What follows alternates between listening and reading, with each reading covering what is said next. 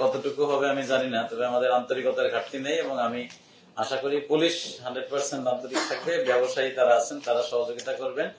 আর আমি কাকে একটু ইনস্ট্রাকশন দিতে চাই, যারা মাদ্রাসা পার্টি আছে এরকম 5-10টা মাদ্রাসার কর্তৃপক্ষকে বলতে হবে যে আপনারা কোনো সাপোর্ট লাগলে আমাদের কাছ থেকে নেন এবং কোন রকমের সমস্যা না হয়। হ্যাঁ সেটাই। এবং ঢাকার যারা মাদ্রাসা আছে তারা কিন্তু আর ফড়িয়ার কাছে বিক্রি করে না। আমি মনে করি ঢাকার মাদ্রাসা যারা তারা তো সরাসরি সব আপনাদের কাছে চলে যায়, ঠিক না? হ্যাঁ হ্যাঁ সেটাই। তো ঠিক আছে। হ্যাঁ গত পরশুদিন ডিসি অফিসে মিটিং হয়েছিল, তখন এক মাদ্রাসার প্রিন্সিপাল বলেছিল যে সেই রকম নিয়ে গেছে গাবতলী, এখানে প্রথম দিকে দামটা বেশি ছিল, পরে নাকি ওনাকে এত কম দাম দিচ্ছে। এটা ভিন্ন, এটা তার আর কি তার বিজনেস পলিসির কারণে এটা হবে।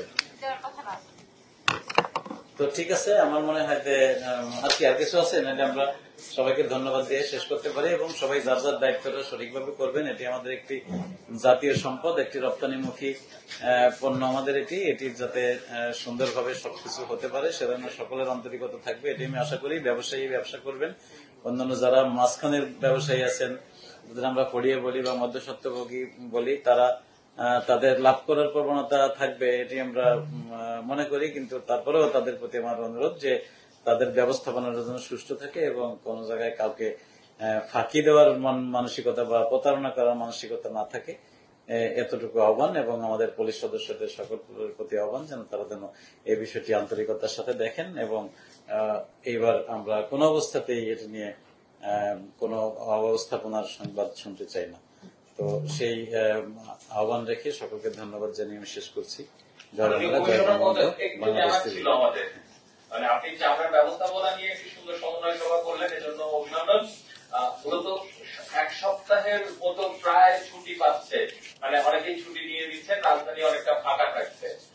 নিরাপত্তায় আপনারা প্রতিবারই পরিকল্পনা করে থাকেন, এবারও অনেক পরিকল্পনা রয়েছে। যদি এই মুহূর্তে আমরা পুরো রাজধানী ঘুরে দেখলাম অনেকটাই ফাঁকা হয়ে গিয়েছে, তো আপনাদের সর্বশেষ পরিকল্পনা কি রয়েছে এই ফাঁকা ঢাকায় নিরাপত্তা বাড়ানোর জন্য? অনেক ধন্যবাদ। আমরা এই প্রতি বছরই কিন্তু ঈদের সময় ঢাকা থেকে 1 কোটিরও বেশি মানুষ তাদের প্রিয়জনের সাথে ঈদ করার জন্য যায় এবং পুলিশ তার জন্য ব্যবস্থা রেখে থাকে, ব্যবস্থাপনা থাকে এবং নিরাপদ অবস্থাতেই আমরা আমাদের ঢাকাকে রাখতে সক্ষম হই। ঠিক সেই রকম এবারও এই পবিত্র ঈদ উল আজহা উপলক্ষে পুলিশের পক্ষ থেকে ব্যাপক পরিকল্পনা গ্রহণ করা হয়েছে। তার সাথে এবার পুলিশের যে নিজস্ব কার্যক্রম রয়েছে, চেকপোস্ট, টহল, এটির সাথে যেটি যুক্ত হয়েছে সেটি হলো আমাদের প্রতি বাড়িতেই কিন্তু 1 জন করে বা 2 জন করে দিবা প্রহরী কিংবা নৈশ প্রহরী থাকে। তাদেরকে আমরা এবার আমাদের ডিউটির আওতায় নিয়ে এসেছি যে আমাদের পুলিশের সাথে ম্যানেজমেন্ট করে তারা সমন্বয় করে তারাও পর্যায়ক্রমে ডিউটি করবে যাতে কোনো ধরনের সমস্যা হতে না পারে। আমরা জানি যে অনেক বাসাবাড়ি, দোকানপাট, কলকারখানা, অফিস আদালত এইগুলো খালি রেখে সবাই চলে যাচ্ছেন, সুতরাং সেটির দায়িত্ব পুলিশের কাছে। আমরা আহ্বান জানাবো যে সকলে পুলিশকে সহযোগিতা করুন এবং পুলিশের সেবা নিন এবং পুলিশের প্রতি আস্থা রাখুন। আর কোনো প্রশ্ন